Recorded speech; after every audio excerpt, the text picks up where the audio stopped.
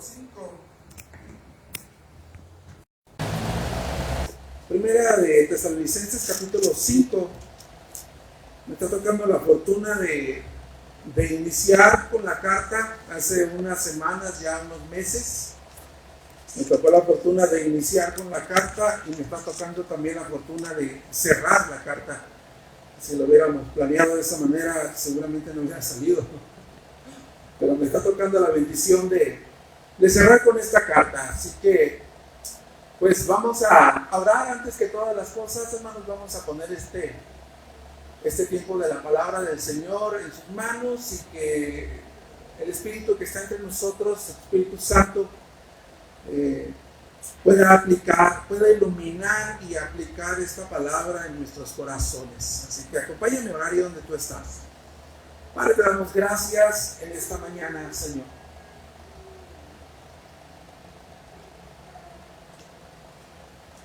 Gracias te damos. Es una bendición poder estar aquí, Señor. Es una bendición poder juntarnos y ser, Señor, atraídos a ti en este servicio.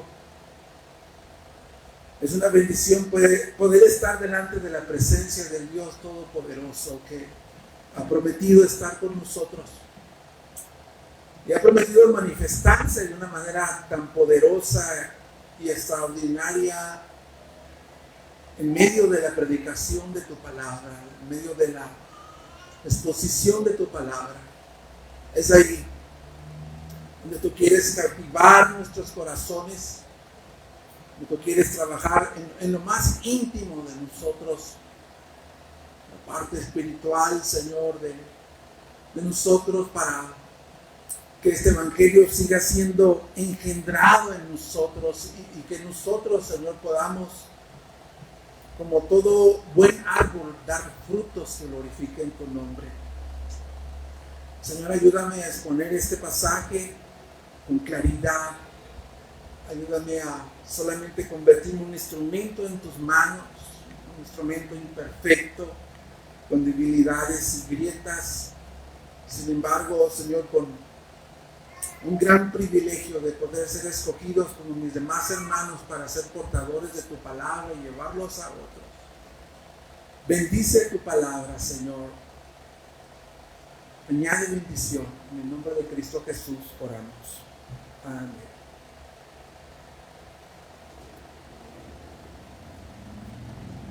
Bueno, hermanos amados, combinando ya la carta de Primera Tesalonicenses, estamos ya marchando en el capítulo 5, de los versículos 19 al 28. Terminamos con la carta prácticamente. Y no sé si tú recuerdas, la semana pasada el pastor David, su predicación estuvo hablando acerca de cuál era o cómo lucía la vida en comunidad en la iglesia.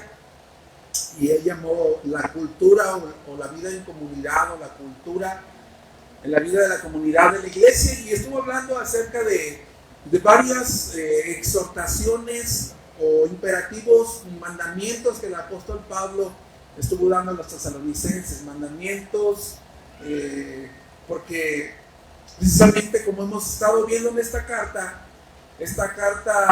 es enviada a una iglesia que es joven. Es una iglesia muy joven. Recuerden que el apóstol Pablo estuvo nada más ahí unos meses predicándoles el evangelio y tuvo que salir por la persecución. Y como es una iglesia joven, pues necesitaba instrucción acerca de cómo debía ser esta cultura de vida en comunidad. Por eso Pablo empezó a darles unas exhortaciones finales para que ellos supieran cuál era la forma de vida o la relación entre pastores y ovejas, y cómo debería ser también la relación de una manera general hacia su relación con Dios. Está como cerrando la carta con estas exhortaciones finales, que son exhortaciones o mandamientos que a la vista parecen ser muy sencillos, pero son altamente profundos cuando nosotros tratamos de aplicarlos en nuestras vidas, porque son asuntos espirituales de los cuales necesitamos la dependencia del Espíritu de Dios.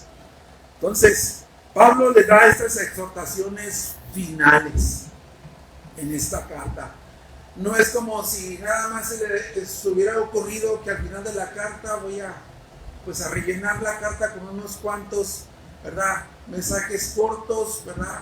Y no es algo como que se sacó de la manga, sino que son imperativos, mandamientos que vienen inspirados por el apóstol Pablo, inspirados por Dios para esta carta. Sin embargo, antes de entrar a la exposición, hermanos, antes de entrar a la exposición de la carta, yo creo que el texto lo amerita. Es un texto que ha dado mucha agua de beber a los expositores de la palabra de Dios, a los exégetas, a los que estudian la palabra de Dios, a los académicos. Ha dado mucho de beber este pasaje que vamos a tocar.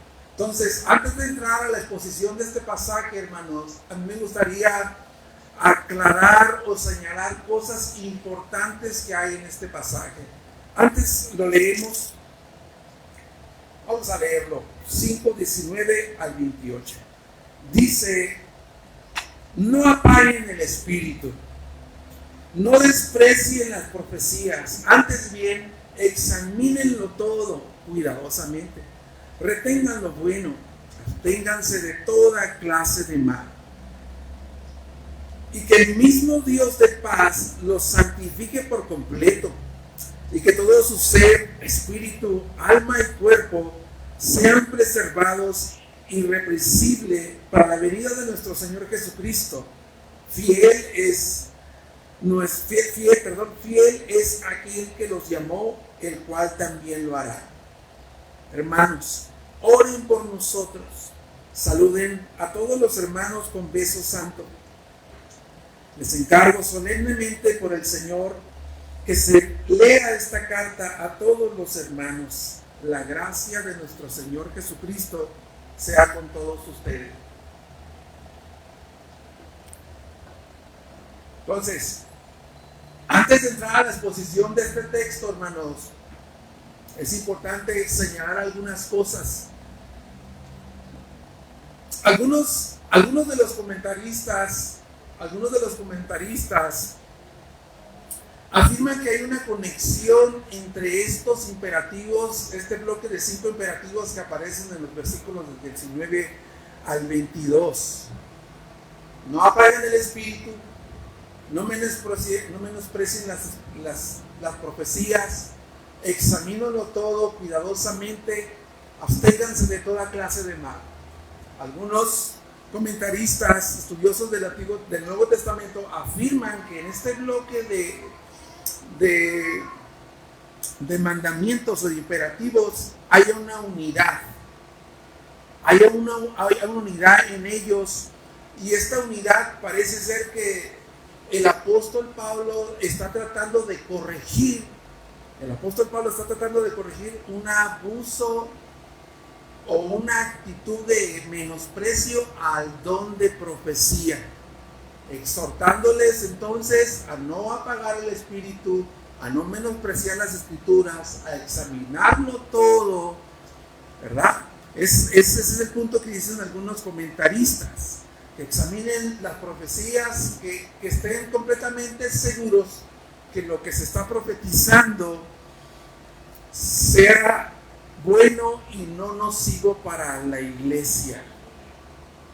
Eso es lo que dicen algunos comentaristas. Sin embargo, la mayoría de los exégetas, la mayoría de ellos dicen y concuerdan que sí hay una unidad, hay una conexión en estos 5 imperativos de los versículos 19 al 22. Pero que esta unidad está relacionada con el contexto y el tema que el apóstol Pablo ha venido ya exponiendo a los tesalonicenses. Y si vamos al capítulo 3, ahí vamos a ver el contexto del tema que Pablo ha venido exponiendo a los tesalonicenses, 3:11 al 13. Ahora pues, que el mismo Dios y Padre nuestro y Jesús nuestro Señor dirijan nuestro camino a ustedes. Que el Señor los haga crecer y abundar en amor unos para con otros y para con todos, como también nosotros lo hacemos para con ustedes, a fin de que Él afirme sus corazones irreprensibles en santidad delante de nuestro Dios y Padre en la venida de nuestro Señor Jesucristo con todos los santos. Sí hay una relación entre los imperativos de los versículos 19 al 22, pero están relacionados, están unidos, están conectados con este tema del contexto que ha venido manejando el apóstol Pablo, que es un llamado a vivir en santidad a los tesalonicenses. Por esa razón, no existe, esa es una razón suficientemente convincente para decir que Pablo no está tratando de corregir un abuso en el uso del don de profecía o una actitud de menosprecio de los tesalonicenses. Si hubiese sido un conflicto de este tipo, el apóstol Pablo no hubiera dudado, hermanos, en exhortarlos seriamente como lo hizo con la iglesia en Corintios, cuando había un abuso de dones espirituales, y Pablo se encarga de corregir este abuso de los dones espirituales en la primera carta de Tesalonicenses, capítulo 12 y capítulo 14. Ocupó 2 capítulos para corregir este abuso que sí se estaba dando en la iglesia de Corintios. Y además no hay absolutamente ninguna mención de que existiera este tipo de abuso o conflicto, no se menciona absolutamente en la carta de Primera Tesalonicenses. Entonces, habiendo dicho esto, hermanos, ¿cómo es que podemos nosotros entonces aplicar estos imperativos, estos mandamientos en la perspectiva correcta ahora para nosotros? ¿Cómo es que nosotros podemos tener la perspectiva correcta para aplicar estos mandamientos, estos imperativos? Lo primero que quiero decirte es que nosotros debemos de considerar el papel que juega el Espíritu Santo en la santificación del creyente. El Espíritu Santo juega un papel muy importante. La obra del Espíritu Santo, la obra de santificación del Espíritu Santo juega un papel muy importante en la vida del creyente. Y por citar algunos aspectos de esta obra del Espíritu Santo, para que nosotros más o menos podamos ver que el rol protagónico del Espíritu Santo es de suma importancia para nuestra vida espiritual. Por el Espíritu Santo nosotros entendemos por la Escritura que por medio del Espíritu Santo nosotros hemos sido liberados de la esclavitud del pecado, hemos sido regenerados, hemos nacido de nuevo. Entendemos que por el poder del Espíritu Santo nosotros hemos sido introducidos al cuerpo de Jesucristo, somos miembros del cuerpo de Cristo. El mismo Espíritu nos ha dado dones para el servicio y la edificación de la iglesia. El mismo Espíritu nos ha sellado a nosotros para el día de la redención, para la eternidad. Y es este mismo Espíritu quien ilumina la palabra, enciende la palabra para que nosotros podamos aplicarla. Él la ilumina y Él también a sí mismo la aplica a nuestras vidas. Entonces, habiendo dicho esto, hermanos, de la importancia que tiene la obra del Espíritu Santo en la santificación del creyente, podemos decir que el pensamiento dominante de esta porción de la Escritura que vamos a exponer, el primer punto, podemos considerar que Pablo estaba haciendo un llamado reiterativo a no apagar la obra de santificación del Espíritu Santo. Y ese sería mi primer punto, hermanos.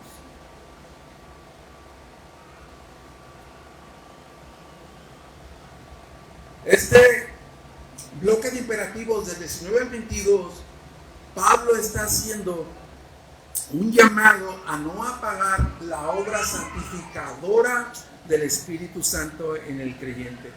¿Cómo lo hace Pablo? Pablo usa esta metáfora de apagar un fuego. Él dice, no apaguéis el Espíritu. Y esta palabra de apagar significa extinguir o sofocar y da la idea de echar agua sobre un fuego. Entonces prácticamente Pablo está diciéndole con esta metáfora a los tesalonicenses, no apaguen la obra de santificación del Espíritu. Y la Escritura es muy clara acerca de esto, que el Espíritu Santo es una obra santificadora en nosotros. La palabra de Dios en Santiago, no aparece ahí, pero hay algunos versículos para los que están anotando. Pero en Santiago 4:5 dice, ¿acaso no sabéis que el Espíritu que mora dentro de vosotros los anhela celosamente? El Espíritu Santo juega un papel muy importante en nuestras vidas, hermanos, para poder nosotros crecer en santidad. Él nos anhela celosamente para Él, la tercera persona de la Trinidad, morando en nosotros. Y Él no tiene absolutamente la intención de que esa morada sea compartida con nada, con nadie. Él tiene un celo santo que nos anhela celosamente, únicamente, preferencialmente, exclusivamente para Él. Entonces Pablo lo que está haciendo en los versículos 19 al 22, usando esta metáfora, es diciéndole a los tesalonicenses, no apaguen la obra santificadora del Espíritu en ustedes. Por eso el no apagar el Espíritu, el no menospreciar las profecías. Y el Espíritu Santo, una manera en la que santifica nuestras vidas es en relación a las Escrituras, en relación a la palabra. Lo vamos a ver más adelante. Y cabe la pena también mencionar, hermanos, que es una tristeza que ya por mucho tiempo el movimiento carismático, el movimiento de este misticismo de ese movimiento carismático ha tergiversado y minimizado la obra santificadora del Espíritu Santo en la iglesia y ha apagado sus propósitos santificadores. Esta es una realidad que seguimos enfrentando por muchos años en la iglesia. Este movimiento carismático que ha dejado por un lado los propósitos santificadores del Espíritu Santo para dar lugar a una serie de experiencias místicas, experiencias estáticas, tales como temblar, caer al suelo, andar como embriagado, dar vueltas sin control y muchas otras aberraciones que no quiero mencionar, no es el punto aquí. Pero sí es una realidad que este movimiento místico carismático ha afectado y sigue afectando a la iglesia. Y yo creo que todos nosotros o algunos de nosotros hemos escuchado frases como esta: no apaguen el espíritu en las iglesias. Yo creo que has escuchado frases como deja fluir al espíritu. Deja fluir al espíritu. Dale libertad al espíritu. Y aquí mismo han llegado personas que han dicho que el Espíritu de Dios no se mueve aquí. Aquí han llegado personas que han comentado que no se le da libertad al Espíritu. He escuchado de personas que han llegado aquí durante los 6 años que hemos estado aquí. Y para este movimiento carismático o para estas personas que no tienen el entendimiento claro acerca de cuál es el propósito del Espíritu Santo, el rol que juega el Espíritu Santo en la santificación del creyente, apagar el Espíritu menospreciar las profecías puede significar cualquier cosa. Para ellos puede significar cualquier cosa, porque no siguen las leyes de la interpretación de la Escritura. La Escritura se interpreta por sí sola. Sacan estos textos fuera de contexto para de alguna manera respaldar sus prácticas. Pero podríamos hablar, hermanos, de manera sana, podríamos hablar de múltiples formas en el que el creyente puede apagar la obra santificadora del Espíritu. Podríamos hablar mucho acerca de ese tema, pero por la cuestión del tiempo yo quiero citar por lo menos 5 aspectos que creo yo que son significativos, que nosotros entendamos que nosotros podemos también de alguna manera apagar el Espíritu, que es la obra santificadora de Dios en nosotros. Y esos serían los 5 aspectos, y ahí están las citas para los que apuntan, los que les gusta apuntar.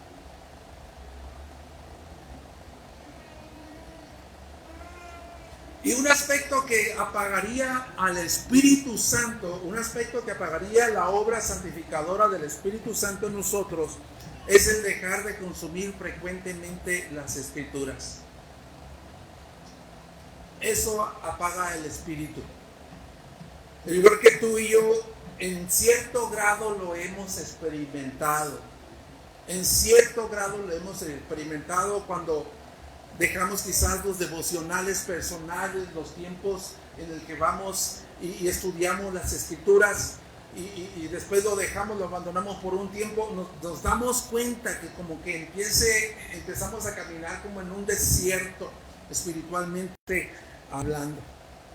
Pero déjenme decir una cosa, hermanos, si nosotros deseamos continuar creciendo en santificación, necesitamos alimentarnos de la palabra de Dios. Una pregunta, ¿cuánto tiempo duras tú? ¿Cuánto tiempo podrías durar tú sin comer y beber? Ya tengo hambre, van a decir, ¿verdad? Los que desayunamos de la mañana, pues posiblemente ya tengan hambre ahorita. Y los que no comieron, pues ahorita se pueden devorar cualquier cosa. Pero lo cierto es que como nosotros alimentamos nuestro cuerpo para poder vivir, poder tener fuerzas, poder hacer un montón de actividades, de esta misma manera la palabra de Dios, que es el alimento espiritual, necesitamos consumirlo frecuentemente, todos los días. Aquí venimos a reuniones de jóvenes, de damas, venimos de matrimonios, venimos a servicios, ¿verdad? Y el consumo de la palabra tiene que ser diario, así como comemos nosotros diario. Primera de Pedro 2:2 dice: deseen como recién nacidos la leche pura de la palabra para que puedan ¿qué? Crecer. Para que puedan crecer para salvación. Desear como recién nacidos, dice, la leche pura o la leche espiritual no adulterada, dice la otra versión 60. Y estoy seguro que Iván, ¿verdad? Cuando Esdras tiene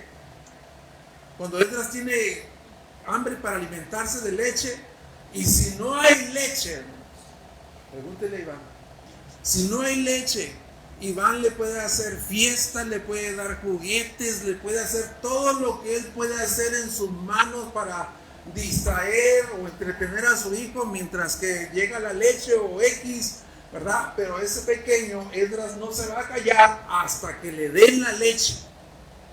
¿Verdad que sí? Mamás saben eso.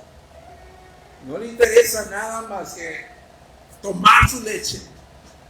Y como creyentes dice que nosotros debemos desear la palabra de Dios como una leche que es pura, para que por ella nosotros podamos crecer, continuar creciendo, hermanos.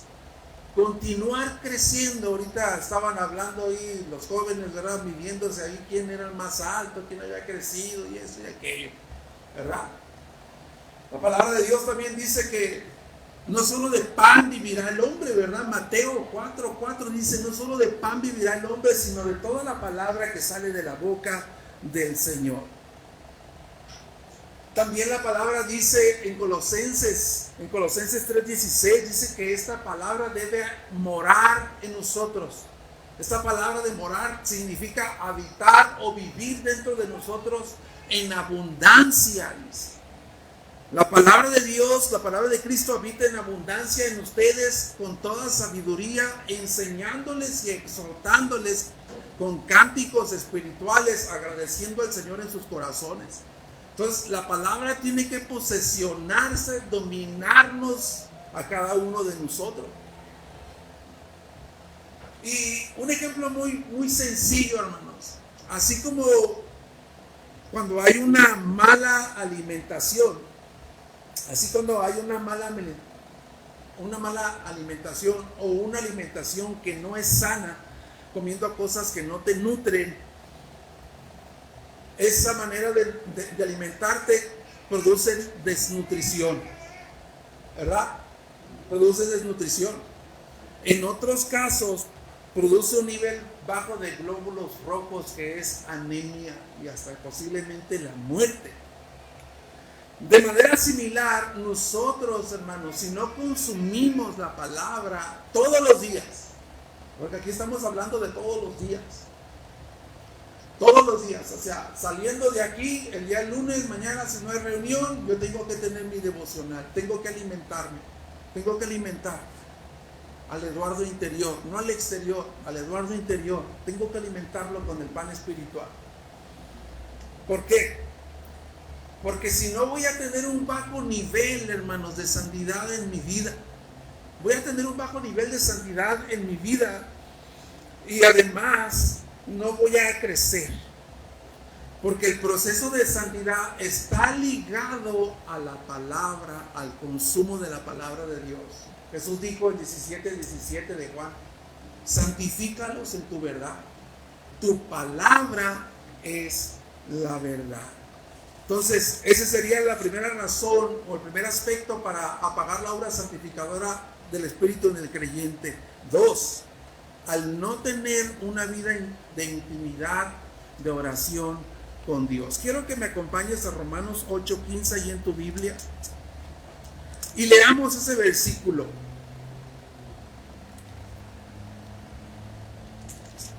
Romanos 8:15.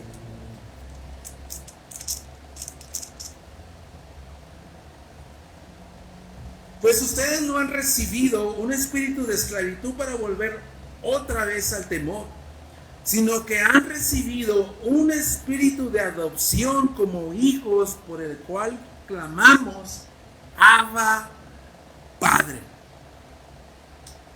Nosotros cuando no conocíamos al Señor Jesucristo, ¿verdad? Cuando no teníamos una relación con Dios, al pecar, nuestra conciencia inmediatamente, ¿verdad?, nos traía la culpa por cuando hacíamos lo malo.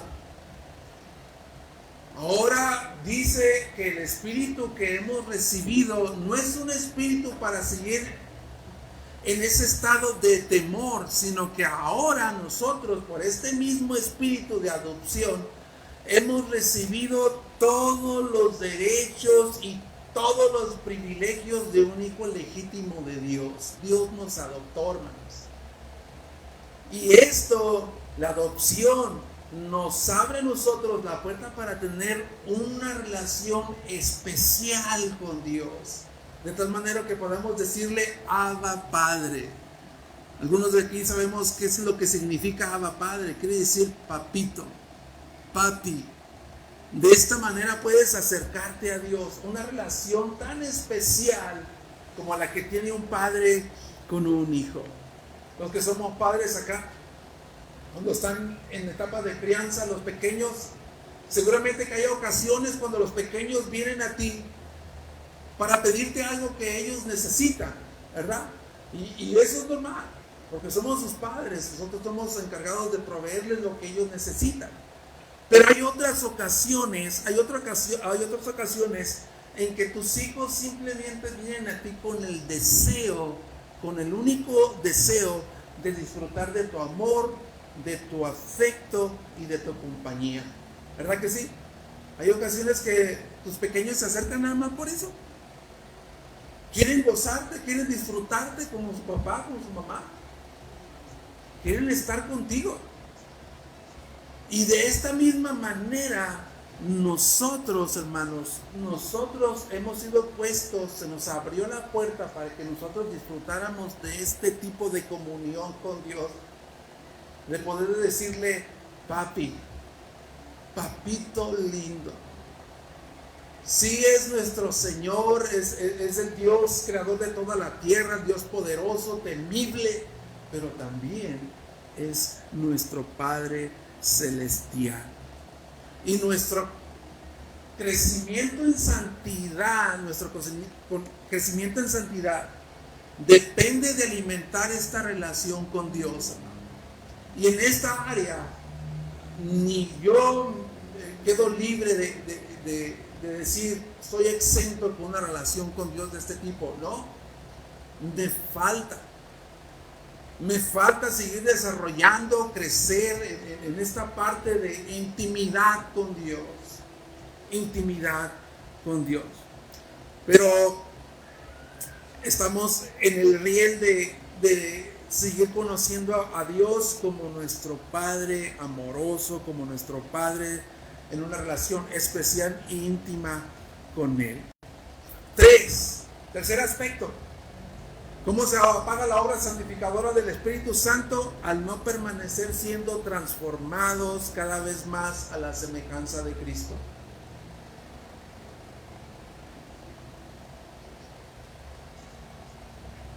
Y yo quiero que tú te hagas estas preguntas, hermano. Hagámonos estas preguntas retóricas. ¿Qué significa ser transformado? ¿Cómo somos transformados? ¿Y quién es el que nos transforma? Hagámonos estas preguntas retóricas. Y la respuesta la encontramos en 2 de Corintios, ve para allá conmigo, 3:18 de 2 de Corintios. 2 de Corintios 3:18. Aquí está la respuesta. Fíjate cómo dice 3:18. Pero todos nosotros, o sea, no hay nadie, hermano, de los creyentes aquí en esta iglesia, en Comunidad Gracia Redentora, no hay nadie que esté excluido de esto si eres creyente en el Señor.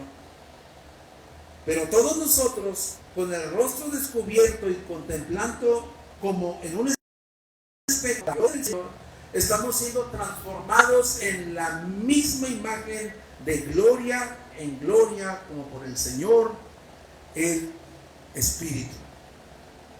¿Cómo somos transformados? Somos transformados, hermanos, cuando somos expuestos a este espejo. Este es el espejo. Este es donde nosotros nos miramos, donde vemos nuestra verdadera naturaleza, nuestra verdadera imagen en la palabra de Dios. Y conforme más seamos expuestos a la palabra de Dios, el Espíritu de Dios obra en nosotros, produciendo un cambio, una transformación que empieza de adentro de nuestro interior, con evidencias externas que cada vez se hacen más claras, van de gloria en gloria, van en aumento, afectando toda nuestra manera de vivir, hermano. Eso es transformación. Eso es la transformación de la que habla la palabra de Dios. En otras palabras, en unas palabras más sencillas, nosotros somos transformados cuando somos conformados cada vez más a la semejanza, al carácter de Jesucristo. Gálatas 5:22 habla del fruto del Espíritu, que es amor, gozo, paz, paciencia, benignidad, bondad, templanza, dominio propio. Ese es el fruto del Espíritu. Prácticamente está hablando de que hay un carácter del fruto del Espíritu que es reproducir a Cristo en nosotros. Amor, gozo, paz, paciencia, benignidad, bondad, templanza, dominio propio. Ahora, hagámonos esta pregunta retórica, hermano.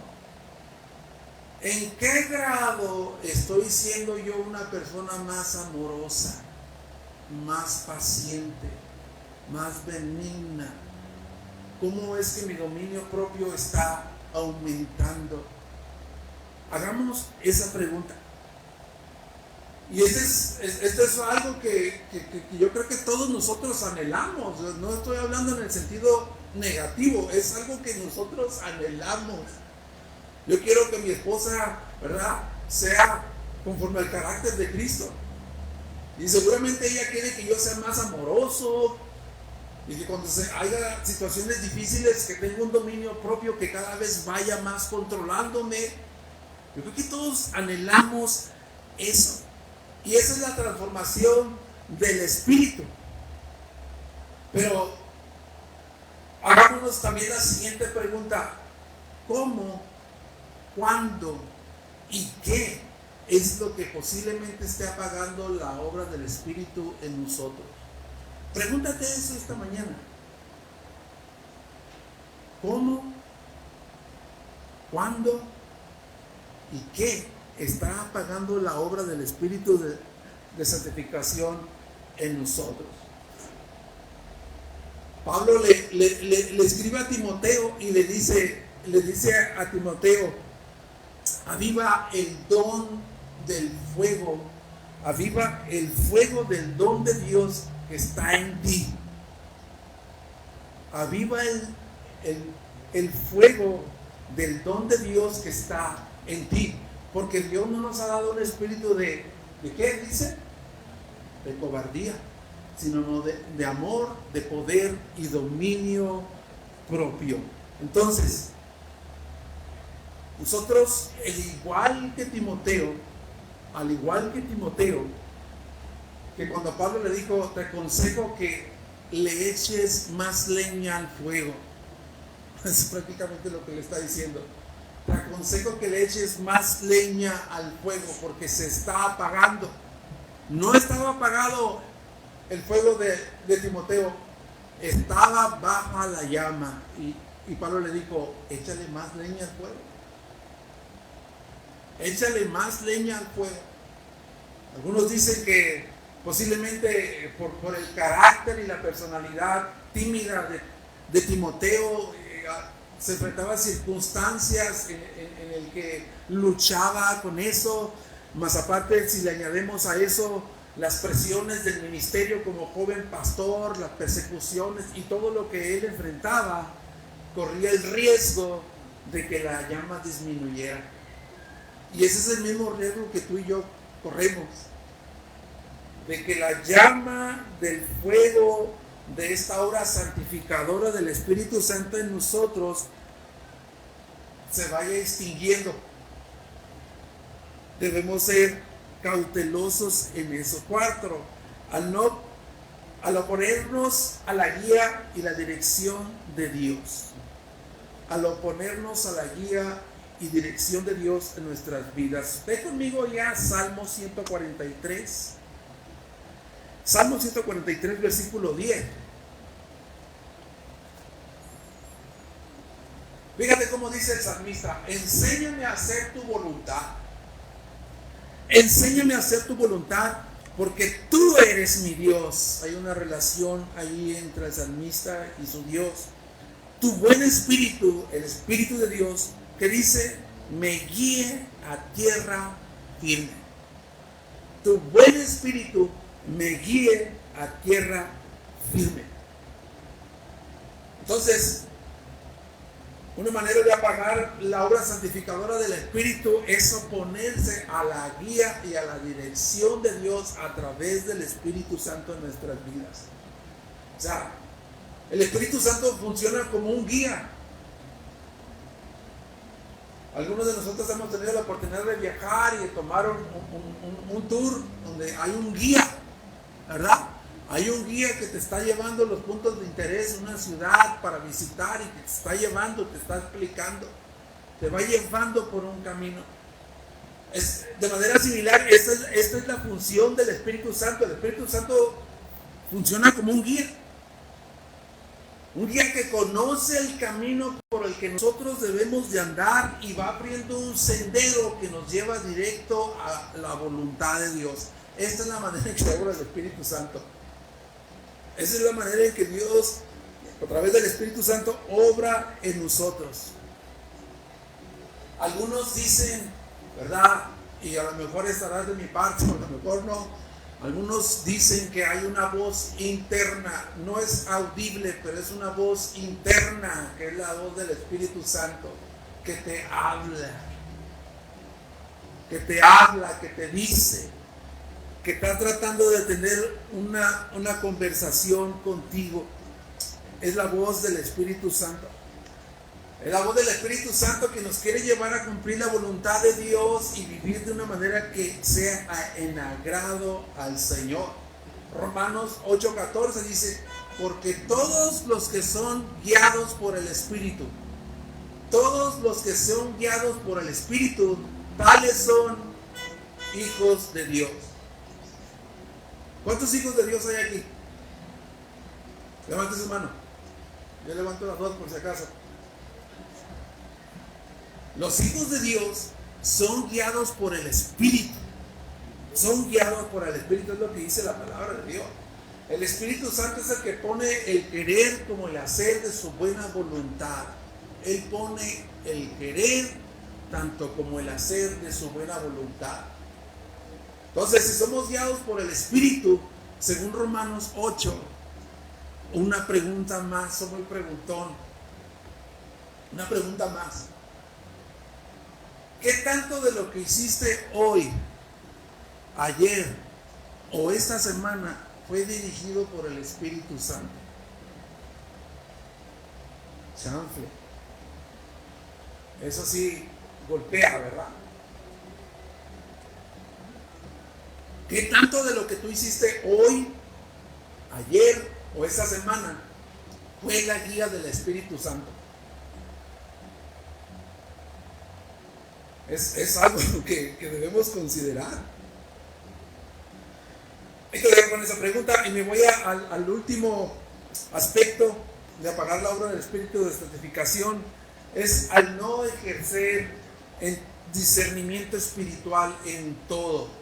Como Pablo dijo en el versículo 21 y 22. Examínenlo todo. Sometan todo a prueba. Y esta palabra de examinar es usada en el texto originalmente, hablando en ese tiempo en el que los que recibían las monedas, ¿verdad? Ellos tenían que examinarla para comprobar su autenticidad.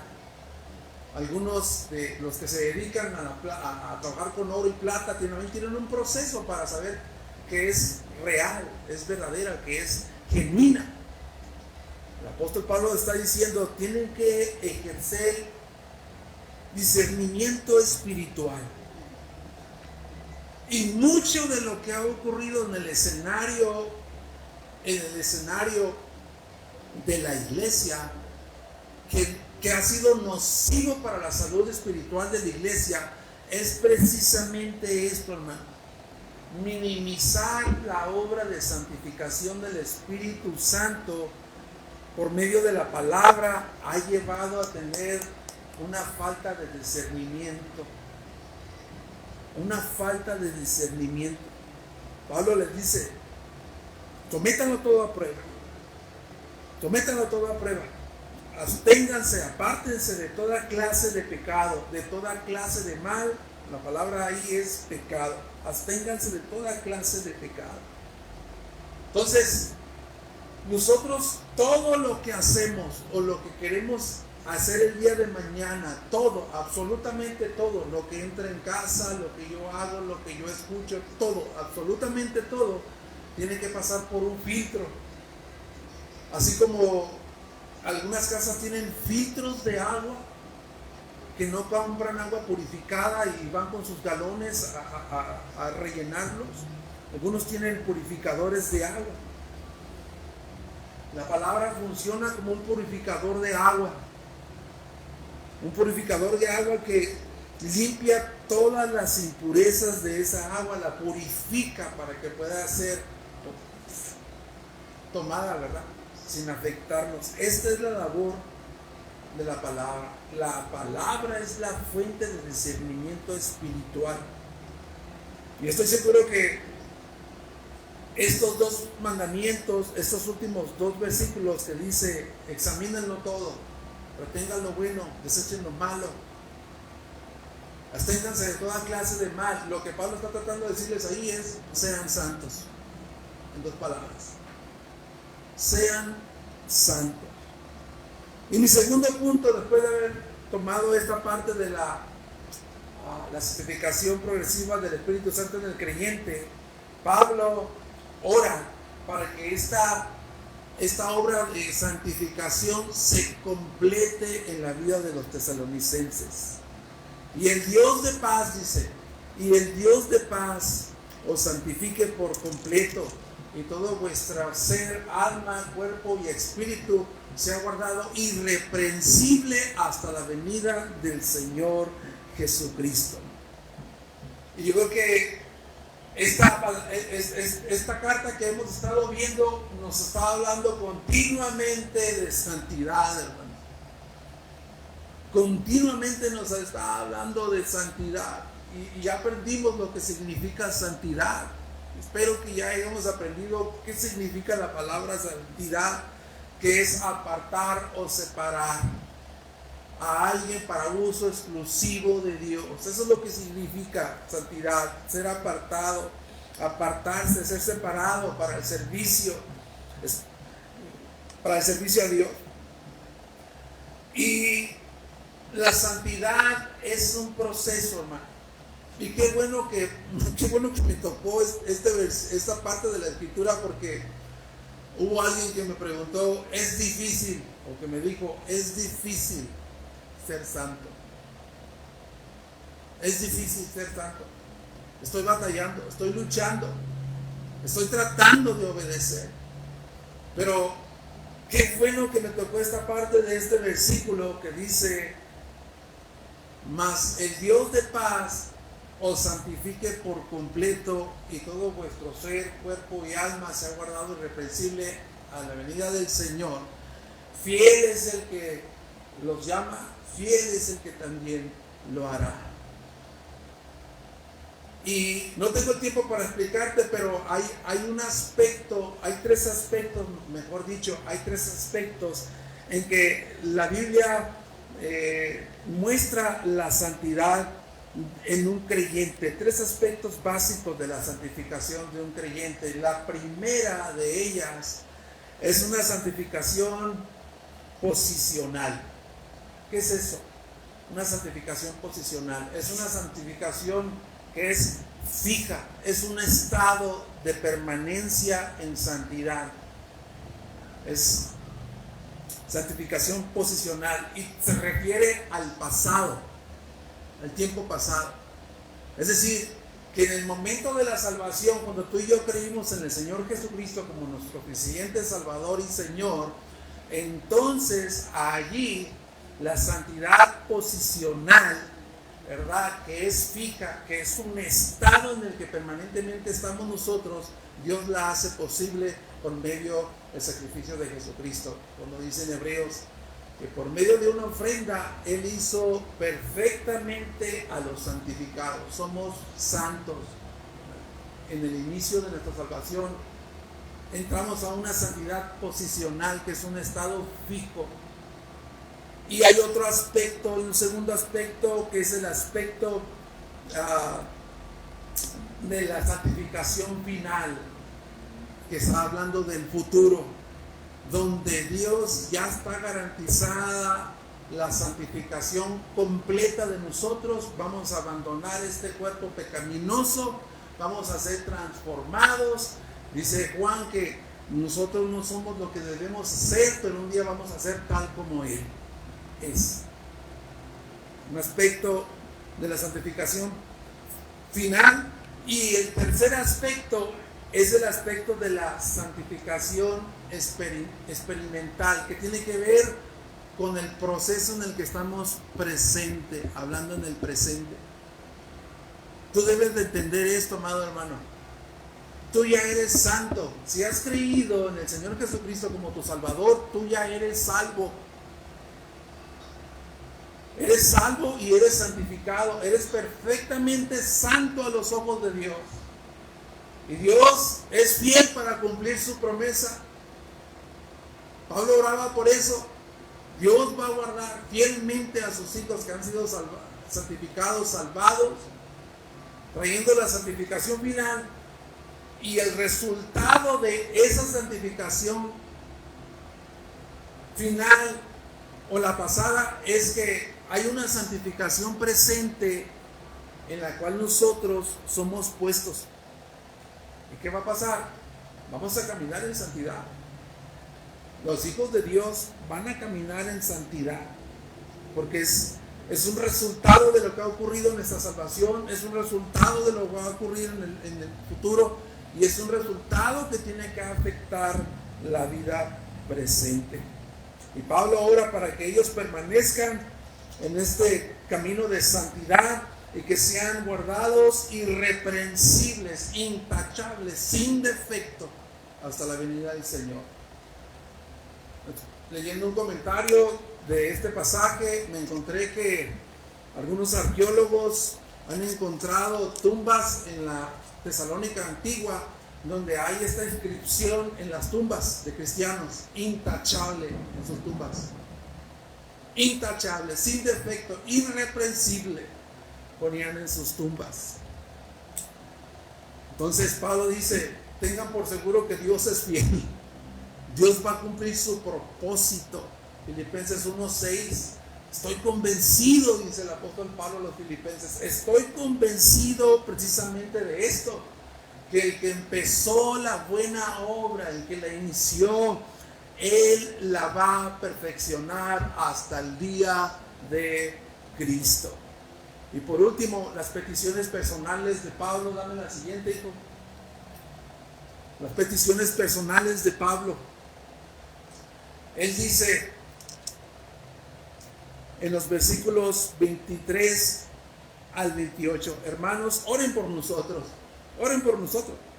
Saluden a todos los hermanos con beso santo. Les encargo solemnemente por el Señor que se lea esta carta a todos los hermanos. La gracia de nuestro Señor Jesucristo sea con todos ustedes.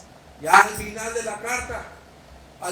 la carta, Pablo incluye en sus peticiones al equipo misionero, a Silas y a Timoteo. Recuerdan que ellos fueron los que fueron enviados. Oren por el equipo misionero, dice Pablo. Oren por nosotros. Oren por nosotros. Y Pablo no pidió esta solicitud de oración simplemente porque fueron cumplidos, ya se va a acabar la carta, ¿no? Pues oren por nosotros. No. Pablo no lo hace con un cumplido nada más, ni para congraciarse con los de Tesalonicenses, sino más bien Pablo, hermano, entendía la importancia de la oración de unos hermanos por otros, y más por los que trabajan exponiendo el Evangelio. ¿Por qué? Porque la vida de Pablo le enseñó que hay una guerra espiritual. Hay una guerra espiritual que se enfrenta al compartir el Evangelio en terreno del enemigo. Y para Pablo era esencial contar con las oraciones de los demás. Quiero que nos preguntemos, hermanos, ¿qué tan frecuente? Y con eso no quiero decir que no oremos. Estoy diciendo qué tan frecuente oramos nosotros por los que exponen la palabra de Dios aquí. ¿Qué tan frecuente lo hacemos? Necesitamos nosotros las oraciones de todos ustedes, hermanos. Este trabajo no es sencillo. No es sencillo. Es un trabajo arduo, es un trabajo que demanda esfuerzo, dedicación, es un trabajo que demanda fidelidad, estar apegado al texto, a la palabra de Dios, porque yo puedo ponerme aquí, Adolfo, David, todos los que predicamos aquí podemos presentarnos delante de ustedes y darles cualquier maruchana para mal alimentarlos, medias verdades. No, necesitamos las oraciones de todos ustedes, amados hermanos. Un pastor presbiteriano del siglo XVIII llamado Gardiner Spring dice: es un tremendo desperdicio que se permita la entrada de los ministros a los púlpitos sin estar precedidos, acompañados por las oraciones de las iglesias. Es a través de las oraciones que Dios dará poder a los pastores para permitirles cumplir su llamado y ayudar en la edificación de la iglesia de Cristo. Pablo termina, ¿verdad?, diciéndoles el anhelo que siempre tenía por todas las iglesias, que es: tengan fraternidad mutuamente entre ustedes, muéstrense el amor de Cristo entre ustedes, desen un beso santo, que era en aquel tiempo pues era habitual.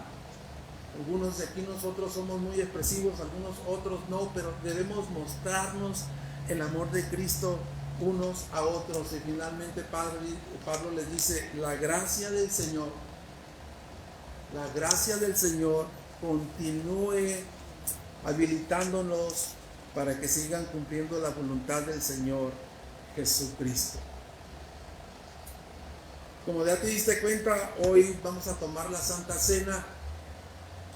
Y yo quiero que pases, vamos a dar lugar a que pasen a tomar, hermano, el pan y la copita, mientras que yo tomo mi guitarra. Pueden ir pasando, hermanos, por favor.